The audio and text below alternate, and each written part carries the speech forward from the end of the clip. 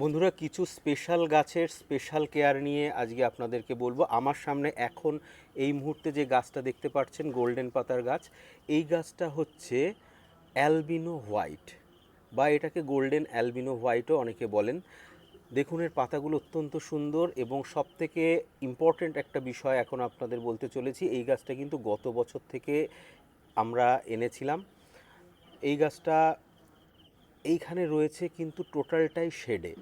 যতবারই এই গাছকে বাইরে নিয়ে গেছি, গরমে কিন্তু এই গাছ নষ্ট হয়ে গেছে। অনেকেই বলেন যে শেডে গাছ হয় কি না, বা ইনডোরে অল্প আলোতে কোন গাছ ভালো হয়। আমার নিজস্ব এক্সপেরিমেন্টে কিন্তু এই গাছটা দেখেছি শেডে অনেকটাই ভালো আছে। অনেক গাছই যেগুলো বাইরে ছিল প্রায় সব গাছই কিন্তু নষ্ট হয়ে গেছে, কিন্তু এই গাছটা দেখুন অনেক সুন্দর।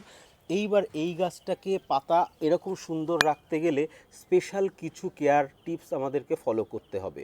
প্রথমত, এই ধরনের সেন্সিটিভ এবং ডেলিকেট লিফের পাতা কিন্তু সবসময় বিভিন্ন ধরনের ইনফেস্টেশন হয়ে থাকে।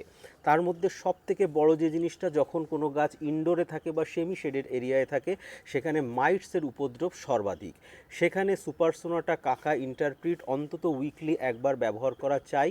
এবং আর একটা প্রোডাক্টের কথা আমি আজ বলবো, সেটা হচ্ছে ওবেরন। এই প্রোডাক্টটা কিন্তু খুব ভালো প্রোটেকশান দেয় এবং গাছের পাতা অনেক উজ্জ্বল হয়ে যায় যদি রেগুলার অন্তত সমস্ত কিছুর সঙ্গে একবার যদি সুপারসোনাটা নয়, ওবেরন, এই সুপারসোনাটা তো মাসে এক দুবার ইউজ করবই, কিন্তু অন্তত মাসে একবার ওবেরনটা ইউজ করলে দেখেছি পাতা অনেক সুন্দর থাকে, অনেক গ্লসি হয়, এবং গাছের একটা ডিজিজ রেজিস্ট্যান্স পাওয়ার চলে আসে। গাছটা যদি একটু ক্লোজলি দেখি, তো দেখুন টোটালি ইনডোরে এরকম সুন্দর গাছ কিন্তু খুব একটা দেখা যায় না। দেখুন পাতাগুলো কি সুন্দর, এবং এটা কিন্তু হাইলি সেন্সিটিভ একটা প্ল্যান্ট।